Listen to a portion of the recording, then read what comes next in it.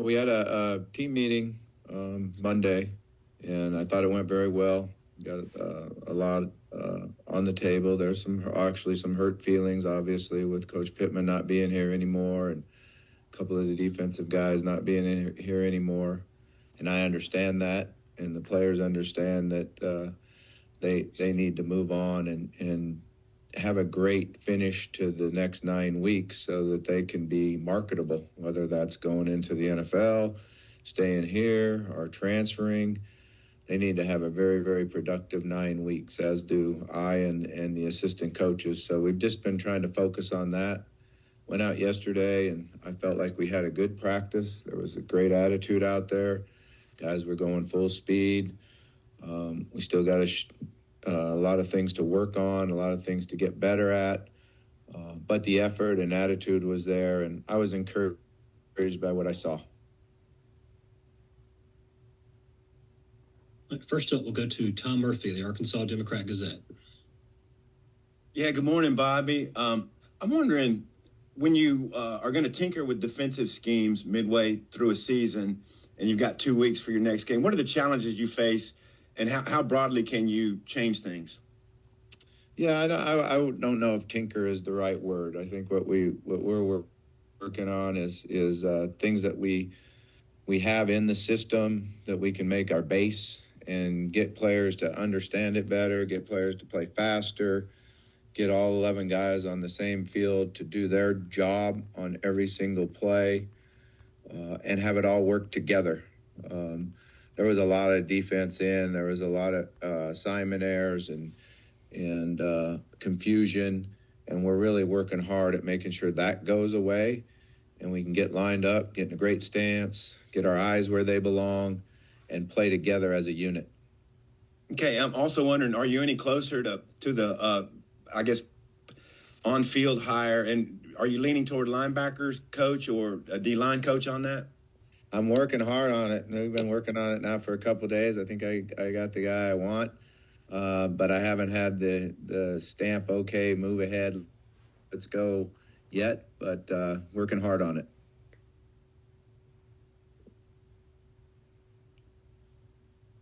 Next, we'll go to Mike Griffith with the AJC. Hey, Coach. I asked a couple coaches earlier on the teleconference, kind of looking at this at 10,000 feet, and I know you're very close to it, but the mid-season coaching changes, it hasn't just happened at Arkansas. We've seen it at some other very prominent programs. From 10,000 feet, what's the advantage of making a move earlier in the season rather than waiting as was once traditional? I know things have changed. Yeah, I'm not sure you're asking the right guy on that one. I'm not a big fan of it. I think that when you start something, that you try to finish it, and we always got to keep the players in mind. But it's not really up to us as coaches to do that. So we're trying to make sure here that we have our players come into the building every day and have a great attitude, a great work ethic, enjoy themselves, have fun with it, and give them a way that we can win football games. So that's all I know. Appreciate you answering difficult questions. Thank you, Coach. Thank you. Next will be Andrew Hutchison of the Best of Arkansas Sports. Hey, Bobby, as a follow-up to the staff question, while you wait for that stamp of approval, kind of who's handling coaching the linebackers at practice? I assume Coach Wilson is still doing defensive line, but how do y'all break that up? Yeah, we've got a couple of young guys that have been working there, and obviously Coach Wilson is splitting some time between the D-line and the linebackers. We've got two young graduate assistants that are helping him. So right now, between the two positions, we've got 3 guys and him overseeing it. Sometimes it's really good to meet together with the front and the linebackers, and one of our huge things that we're working on right now is our run fits. So the ability to install that, watch the video, see how it all works together is not a bad thing. It's kind of a good thing to have them all in the same room and go through those run fits. And how are you and your staff maybe handling the recruiting side of things right now? What's y'all's message to the commitments or other potential prospects? Yeah, we're just trying to continue the relationships that we've had.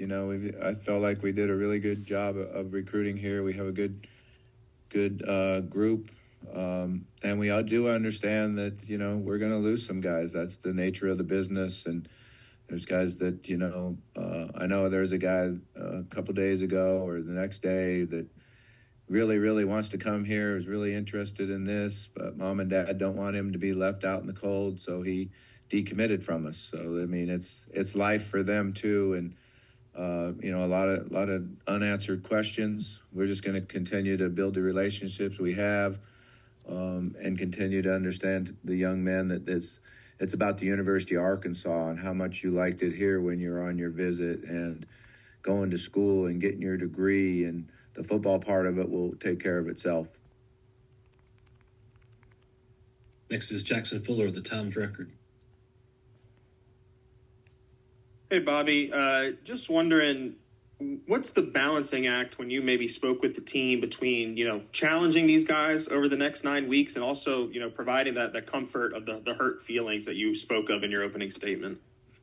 Yeah, I don't really know what the balancing act is. I know that I tried to let them understand that everybody in the room is feeling some of the things that have hurt and don't feel right, and something that I came here to coach the quarterbacks, coordinate the offense.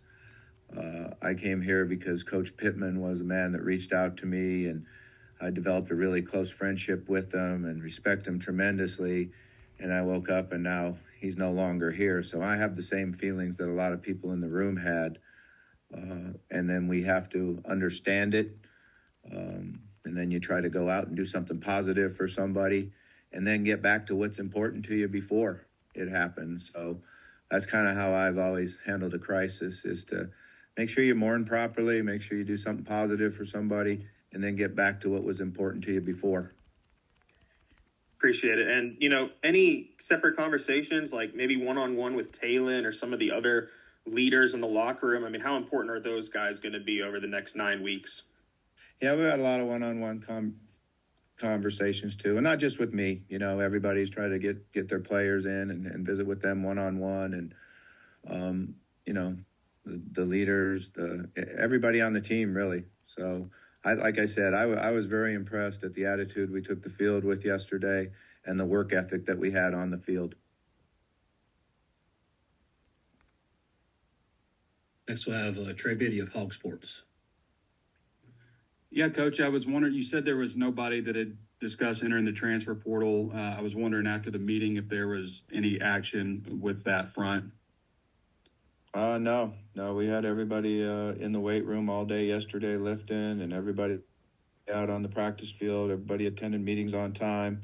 I think they all understand, and that was one of the things I tried to address with them right off the bat. And there's actually no benefit to going into the transfer portal right now. The only thing it can hurt is you, financially, and no ability to go in and play right away, and no video on tape to make you, your transition, if you're going to transfer somewhere, marketable. So there's really no reason for anyone to go into the transfer portal. And I think once I laid it out that way for the players, they understood it. How soon do you guys start diving into Tennessee? I know there's a lot of other stuff on the plate, obviously, but with the bye week, how soon do you want to get a start on that? Well, we got to start on that on Sunday evening, early Monday morning. We've been working on it. Part of practice yesterday was versus Tennessee. I always like to, on bye weeks, go back and work some ones versus ones, twos versus twos, and then also have a couple periods a day that are, segments a day, I guess I should say, that are versus Tennessee. And it allows you to just work on one emphasis. Like today's emphasis is going to be third and short and third and medium. Yesterday was 1st and 10 and blitz. So it's just how you break it up and try to get better as individuals, and then try to make sure we get a head start on the preparation for the game. Thanks, Coach. Coach, thank you for taking the time today. Thank you.